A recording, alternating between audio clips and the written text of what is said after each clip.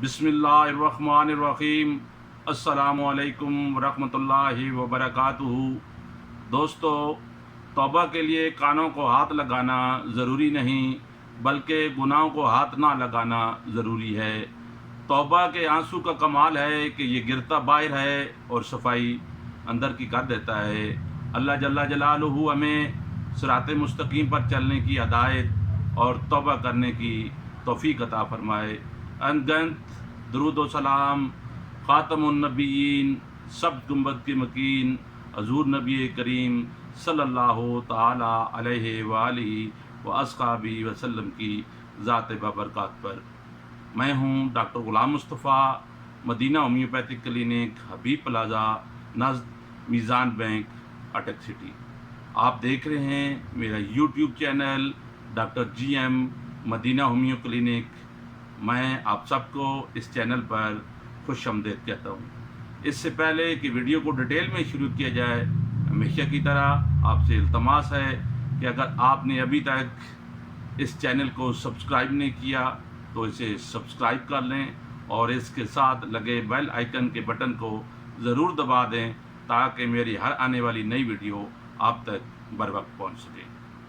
दोस्तों, आज हम जिस मौजू पर बात करेंगे वो है ग्राइंडिंग ऑफ टीथ, यानी दांतों का पीसना, जिसे ब्रोक्सिज्म भी कहा जाता है। दोस्तों, दांत सेहतमंद ना हो तो सारी मुस्कुराहट फीकी पड़ जाती है, क्योंकि सेहतमंद दांत तंदुरुस्त ज़िंदगी के ज़ामिन होते हैं। तो दोस्तों, जो ब्रोक्सिज्म है, दांत पीसने की बीमारी है, ये दो तरह की होती है। एक अवेक ब्रोक्सिज्म और दूसरी स्लीप ब्रोक्सिज्म।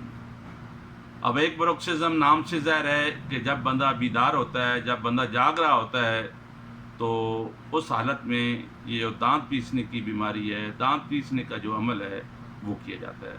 और जब बंदा नींद में होता है, जब बंदा सो रहा होता है, तो उस वक्त जो ग्राइंडिंग ऑफ टीथ की जाती है, जो दांत पीसे जाते हैं, उसे स्लीप ब्रोक्सिज्म कहते हैं।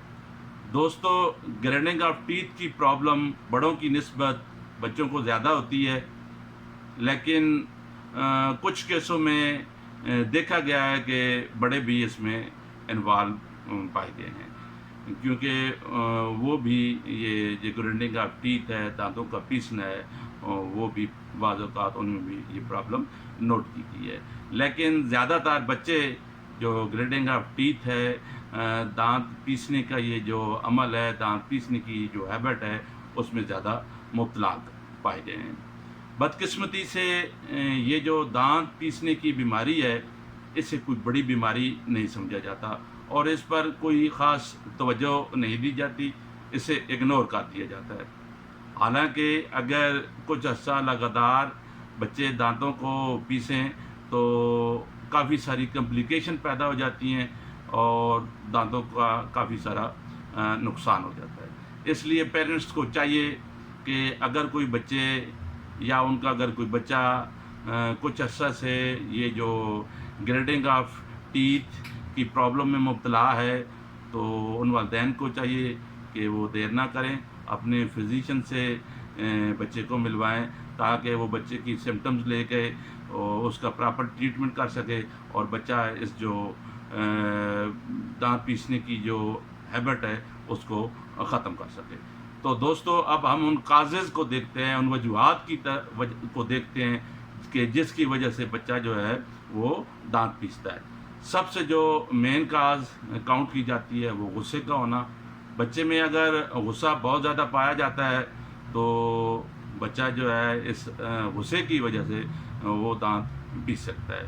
पेट में कीड़े, one of the major cause of grinding of teeth. दांत जो पीसने का अमल है उसमें आमतौर पर देखा गया है कि बच्चों के पेट में कीड़े पाए जाते हैं, जिसकी वजह से वो ये अमल करते हैं। बेचैनी, एंग्जाइटी, स्ट्रेस, ये तमाम वो अमामिल हैं जो कि ग्राइंडिंग ऑफ टीथ का सबब बनते हैं। اس کے علاوہ کوئی دبی ہوئی خواہش بچوں میں پائی جائے تو وہ بھی ایک کاز ہو سکتی ہے گریڈنگ آف ٹیتھ کی۔ اس کے علاوہ بچوں میں deficiency of calcium and magnesium ہے، یعنی کیلشیم اور میگنیشیم کی جو ایک ریکوائرڈ جو ویلیو ہوتی ہے، جو نارمل ویلیو ہوتی ہے، اسے اگر یہ کم مقدار میں پائی جاتی ہے کیلشیم اور میگنیشیم، تو اس کی وجہ سے جو گرینڈنگ آف ٹیتھ ہے اس کی پرابلم ہو سکتی ہے۔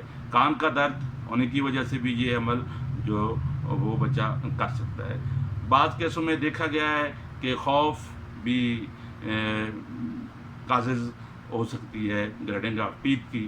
خراٹے، کچھ بچے خراٹے لیتے ہیں نیند کے دوران، جس کی وجہ سے وہ جو ہے وہ دانت پیسنے شروع کر دیتے ہیں۔ اس کے علاوہ الکوہل کا استعمال، ڈرگس کا استعمال، اسموکنگ کا استعمال، یہ بھی کازز ہیں گریڈنگ آف ٹیتھ کی۔ دوستو اب ہم دیکھتے ہیں کہ اگر کوئی بچے یا بڑا کچھ عرصے سے لگاتار جو ہے وہ گرینڈنگ آف ٹیتھ کر رہا ہے تو اس کے وہ کون سے نقصانات ہیں، وہ کون سا رسک فیکٹر ہیں جو کہ دانتوں کے لیے پریشانی کا باعث بن سکتے ہیں۔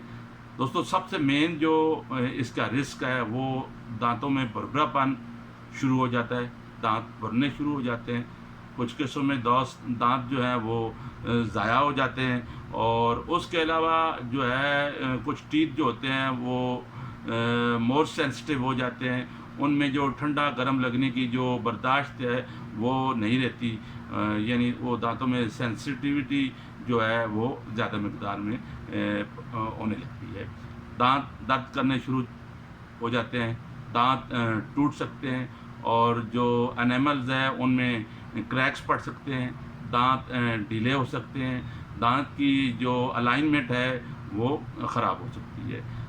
تو دوستو اگر یہ چیزیں پائی جا رہی ہیں بچے میں، بچہ گرینڈنگ آف ٹیتھ کر رہا ہے تو اسے فزیشین کو چیک کرانا چاہیے، کیونکہ کچھ کیسوں میں جو فزیشین ہے وہ ایک اسپیشل ماؤتھ گارڈ ملتا ہے جسے بائٹ سپلنٹ کہتے ہیں، وہ بچے کو یوز کراتے ہیں، جس کی وجہ سے وہ جو گمز پر پریشر ہے، دانتوں پر جو پریشر ہے وہ نہیں پڑتا، وہ جو اسپیشل ماؤتھ جو ہوتا ہے گارڈ ہوتا ہے، اسپیشل ماؤتھ گارڈ، وہ ان چیزوں کو سار لیتا ہے۔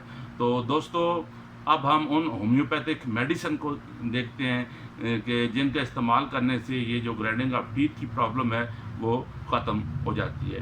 دوستو جو سب سے پہلی میڈیسن ہے جس کا بہت اچھا رزلٹ ہے بچوں میں، اگر دانت پیسنے کی بیماری ہو، دانت پیسنے کی پرابلم ہے، تو وہ میڈیسن ہے سائنا 30۔